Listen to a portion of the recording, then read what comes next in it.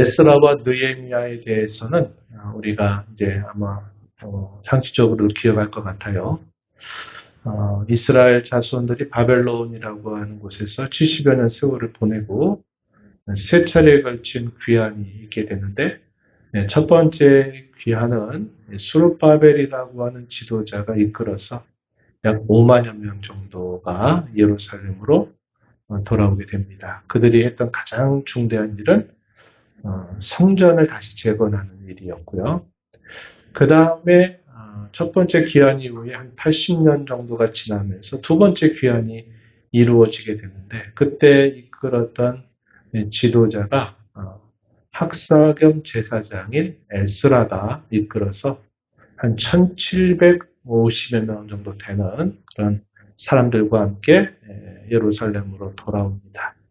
에스라가 했던 중요한 일은 그가 하나님 앞에 결심했던 것처럼 내가 하나님의 이 율법을 가르치고 준행하며 또 이 율법을 하나님 백성들에게 전해야겠다 하는 것을 작정했는데, 그가 이 예루살렘에 오자마자 중대한 그런 문제가 있었다는 사실을 발견하게 됩니다. 그때 그래서 이 에스라가 하는 일들은 이제 성전 재건을 마치고 나서 그들의 신앙의 내면적인 그런 재건을 에스라와 함께 이 일들을 하게 돼요. 그리고 이런 일이 있고 난 다음에 약 13년 정도가 지나면서 마지막 세 번째 귀환이 또 이루어지는데, 그때 주도했던 인물이 바로 느헤미야라고 하는 총독입니다. 이 사람이 일단의 무리들을 데리고 이 예루살렘으로 귀환을 하게 됩니다.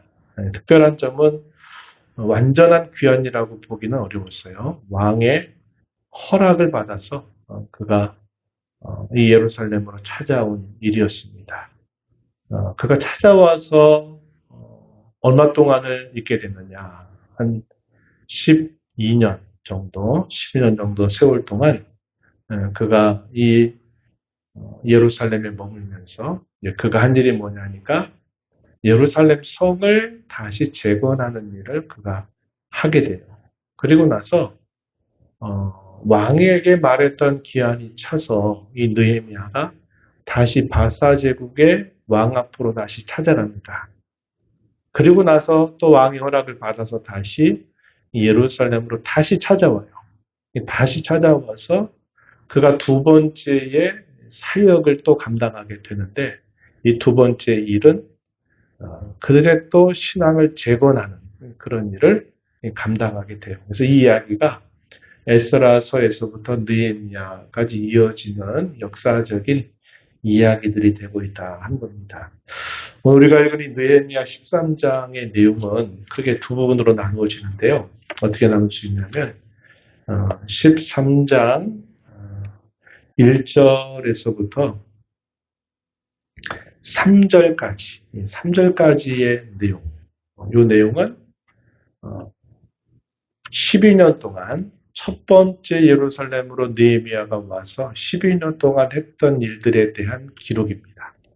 그리고 4절에서부터 마지막 절에 이런 내용은 두 번째 또 다시 찾아와서 그가 한 일이에요. 그래서 우리가 있는 이 성경 구절에는 이런 구분이 없지만 여러분들이 성경을 이해하기 위해서는 여러분 편히 있으면 이렇게 기록을 해두세요. 그래서 느헤미야서의 13장 이 3절까지의 내용은 12년 동안 첫 번째 예루살렘에서 했던 일들, 그 일의 가장 핵심적인 일은 말씀드린 것처럼 예루살렘 성을 다시 쌓고 이 예루살렘 성을 봉헌하게 되는 일입니다.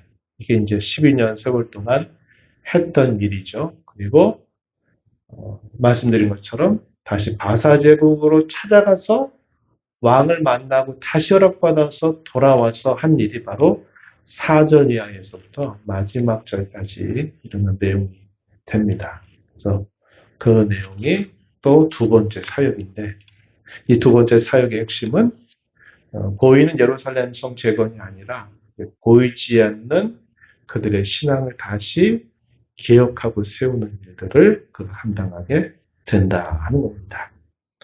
그래서 금방 말씀을 드렸던 것처럼 예루살렘 성을 다 쳐요. 물론 많은 우여곡절이 있습니다. 그럼에도 불구하고 역시 꺾이지 않는 그 마음을 갖고서 하나님이 도우셔서 한쪽에서는 일할 수 있는 도구를 잡고 또 한쪽에서는 병기를 잡으면서 이 대적들과 계속 이 맞서면서 이 예루살렘 성벽을 재건하는 일을 완수하게 됩니다. 그리고 이것을 기쁨으로 봉헌하게 되는 일이 있게 돼요.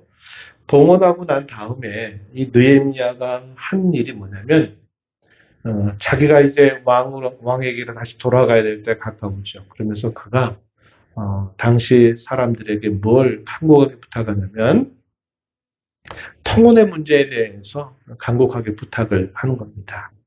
13장 1절부터 3절까지 이런 내용이에요. 한번 그 내용을 여러분 눈으로 한번 보시기 바랍니다.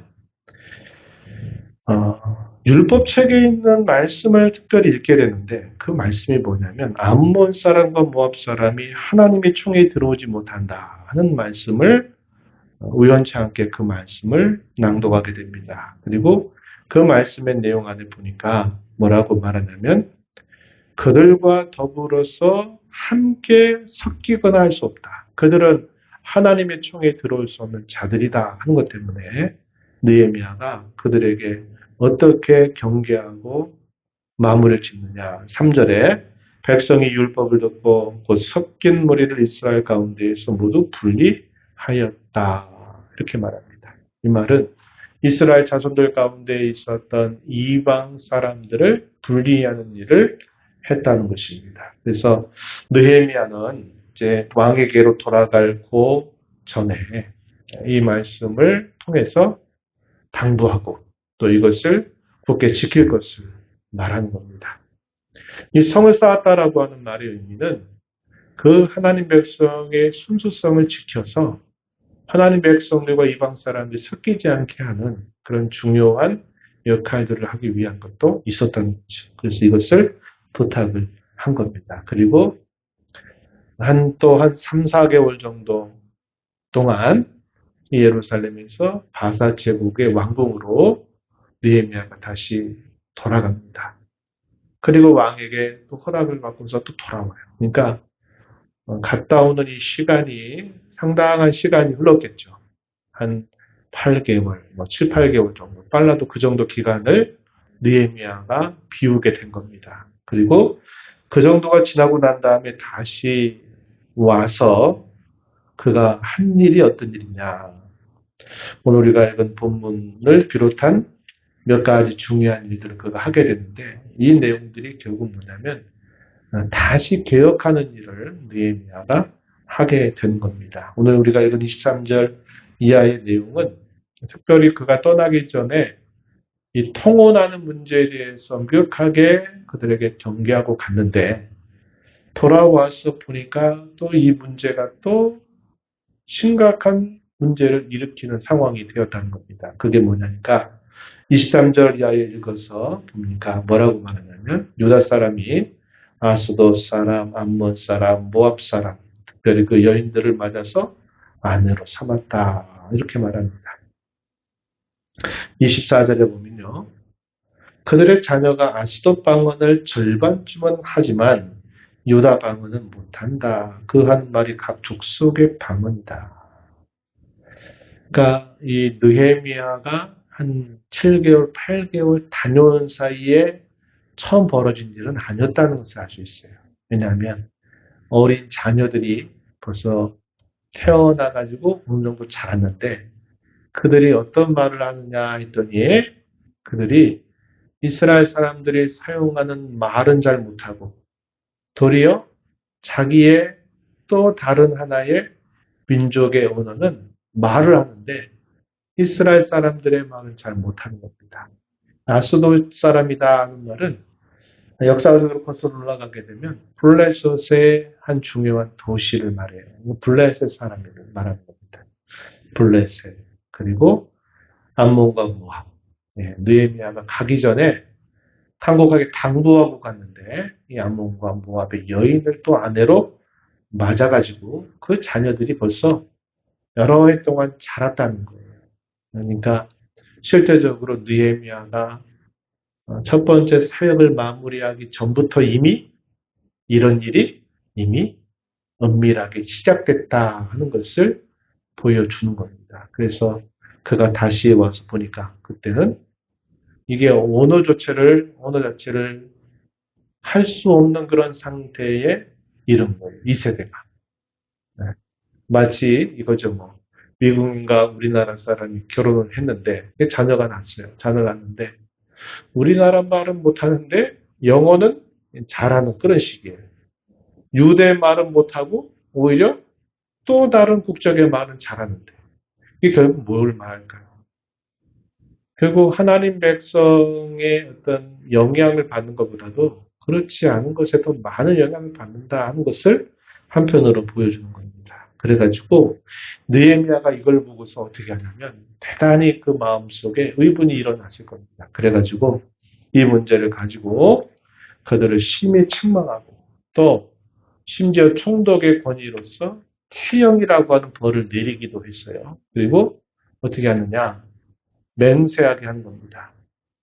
그래서 25절 보면은 이렇게 말해요. 너희 딸들을 그들의 아들들에게 주지 말고 또 그들의 딸을 너희 아들에게 데려오지도 말 것을 맹세하라. 이렇게 촉구하는 겁니다. 그때 느헤미야의 권위는 어떤 권위냐? 총독으로서의 권위를 가지고 이렇게 한 겁니다. 그러면서 그렇게 한 이유에 대해서 느헤미야가 설명하는 것은 옛적의 솔로몬 왕 때 이러한 일이 있어서 솔로몬 왕이 얼마나 큰 실책을 범했느냐 하는 것을 하나의 교훈으로 이야기하는 겁니다. 솔로몬 때 이방의 여인들을 왕비로 받아들이게 되면서 솔로몬이 결국은 나라를 그 이후에 두 나라로 갈라지게 하는 그런 일들을 했다는 것을 느헤미야가 소개한 겁니다. 그래가지고 그것에 대해서 다시 한번 그들의 잘못을 고치는 그런 이야기가 오늘 본문에서 소개가 되고 이것이 느헤미야가 감당했던 두 번째 사역이다 하는 것을 우리가 알게 됩니다. 이 통혼의 문제는 에스라가 2차 귀환을 이끌었을 때 당면했던 직접적인 문제였습니다. 에스라가 내가 하나님 말씀을 가르치겠다는 결심을 갖고 2차 귀환을 이끌면서 예루살렘에 도착해서 그가 첫 번째 들었던 소문이 당시의 방백들의 지도자들부터 이방 사람들과 통혼하게 되면서 그들이 하나님 앞에 이런 죄를 범했다 하는 것을 에스라가 듣고서는 에스라가 눈물로 하나님 앞에 간절한 회개하며 기도하는 내용들이 소개돼요. 이 내용이 에스라서 9장과 10장에 소개됩니다. 그때 에스라의 이 회개 운동에 많은 백성들이 함께하면서 민족적인 회개가 일어나면서 그 신앙이 새롭게 되는 그런 일이 있었던 겁니다. 그래서 이 에스라가 그 일을 했는데 아까 얘기했지만 2차 기한으로부터 3차 기한의 시간이 13년 세월이 지나가지고 3차 기한을 하는데 그때 느헤미야가 왔어요. 그래가지고 거기서 12년 동안 함께하면서 성벽을 다 쌓고 봉헌식도 하면서 당부했는데 그가 바사 제국으로 갔다 와서 보니까 그 문제가 벌써 크게 터져버려 있는 상태가 됐던 겁니다. 그러니까 이것이 아주 고질적인 그런 문제거리가 됐다 하는 것이고 역사적으로 거슬러 올라가게 되면 결국 모세 시대까지 이게 거슬러 올라가는 겁니다. 모세가 너희가 가나안 땅에 들어가면 그곳에 살고 있는 사람들과 통혼을 해서는 안 된다.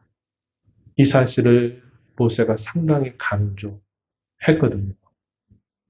그래서 이러한 그 모세의 율법을 결국 그들이 주의를 줬음에도 불구하고 역사 속에서 이런 일들이 반복이 됐고 심지어는 바벨론 70년 동안의 그 어려운 세월을 보내고 나서 약속 땅에 왔던 그 꿈을 가졌던 그 하나님의 사람들 안에서도 얼마 되지 않으니까 이런 문제가 또다시 또 불거지고, 개혁해서 고쳐놨더니 조금 지나 보니까 또 이 문제가 또 불거지고 하는 일들이 생겼던 거죠. 그래서 이 통혼의 문제가 그들에게는 참 극복하기 어려운 문제였다는 것을 보여주고 있는 겁니다. 그래서 이런 것들을 통해서 결국은 계속적으로 개혁을 또 하고 그래도 또 어느새 모르게 또 싹이 자라나서 또 문제거리가 되고 하는 일들이 이 시대에서도 반복되었다는 것을 우리가 확인하게 되는 겁니다. 이 통혼의 문제를 단순히 오늘날과 다르게 볼 수밖에 없는 이유는 이 통혼의 문제가 결국은 종교적인 혼합을 가져와서 그리고 이스라엘 종교를 부패하게 만들고 우상 숭배에 빠지게 하면서 결국 나라의 운명을 또 바꿔버리게 되는 그러한 실마리가 되기 때문에 이 문제를 대단히 예민하게 다루게 되는 것이죠. 이 통혼을 하는 이유가 뭘까요? 우선 이스라엘 자신들이 이미 버려져 있는 상태에서 70여 년 세월이 보내는 동안 그 다른 민족들이 이스라엘 사람들이 살고 있는 곳에 와서 자리를 잡았어요. 그런데 놀랍게도 이스라엘 자손들의 일부가 다시 예루살렘으로 가니까 예루살렘으로 가는 유다인들은 숫자가 작고 그 지역에 사는 사람들은 다수가 됩니다. 그런데 좋은 관계가 맺어지지 않는 거예요. 그러면 가장 두려운 게 뭐냐면 저들이 언제라도 우리를 칠 수 있다. 저들이 언제라도 우리를 노력할 수 있다는 것에 대한 불안감이 항상 그들에게 있었던 겁니다. 그러니까 이런 불안을 극복하기 가장 좋은 방법은 그들과 어떤 끊을 수 없는 관계를 맺는 것입니다. 그게 바로 뭐냐면 그곳에 있는 여인들을 데려와서 아내로 삼는다든지 또 우리 딸을 그곳으로 보낸다든지 또 그곳에 있는 사위를 받아들인다든지 우리 아들을 그곳에 또 보낸다든지 이렇게 되면은 그 불안하고 두려운 문제들이 사라지게 되는 겁니다. 그러니까 눈으로 봤을 때는 안전을 가져오는 거예요. 그런데 길게 보면 그게 결국 뭐가 될까요? 결국 그들의 정체성이 무너져 버리게 되는 결말이 따라오게 되는 것이었습니다. 그래서 이걸 금한 거예요.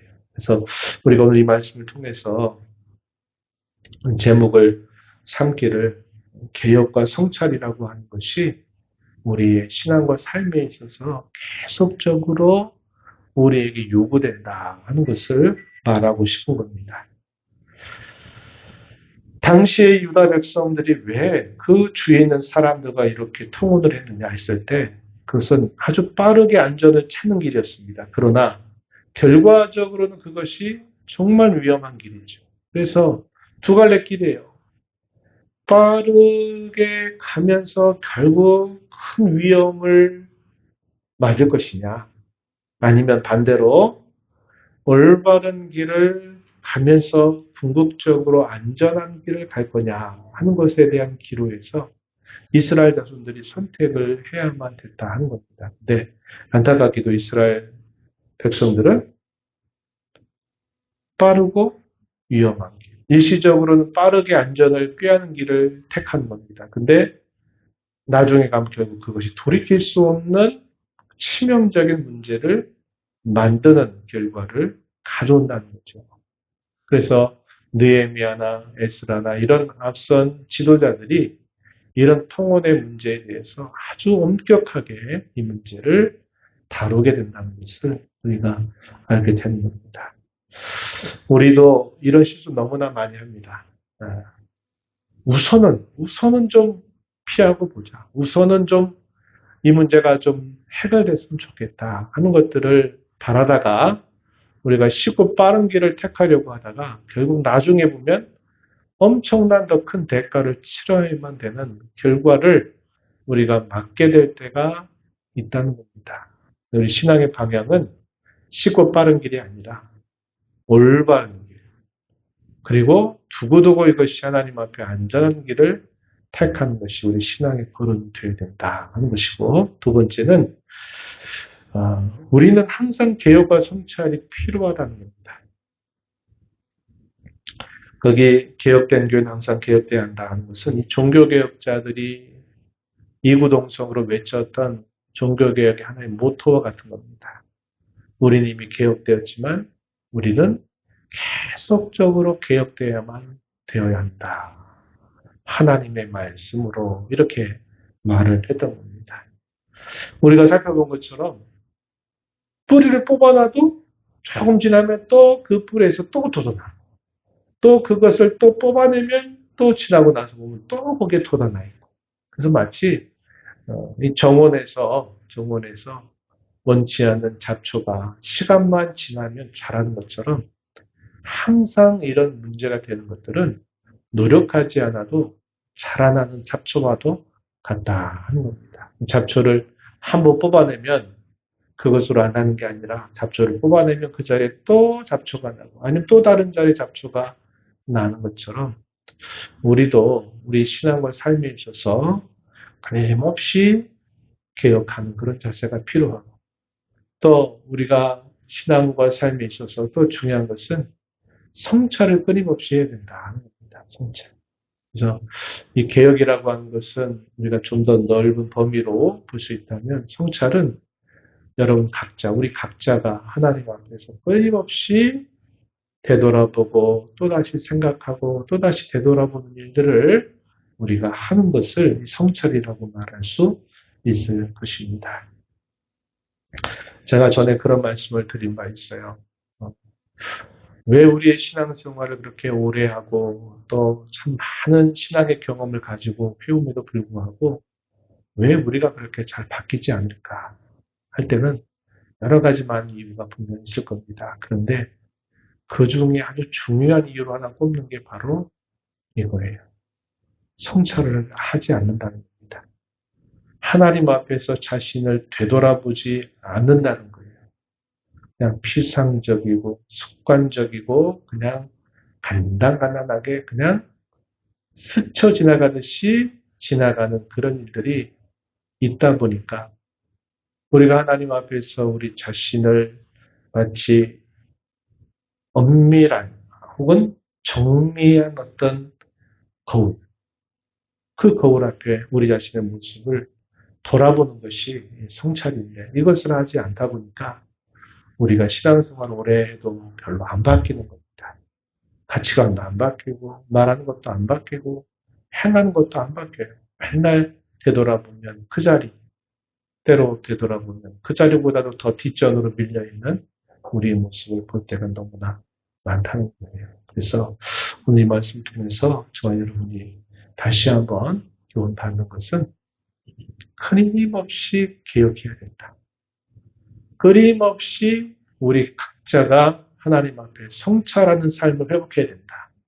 그래야 우리 신앙이 병들지 않고 우리 신앙이 하나님 앞에 올곧이 설 수 있다 하는 것입니다. 이런 교훈을 마음에 다짐하면서 남은 신앙의 걸음을 걸어가게 되기를 바랍니다.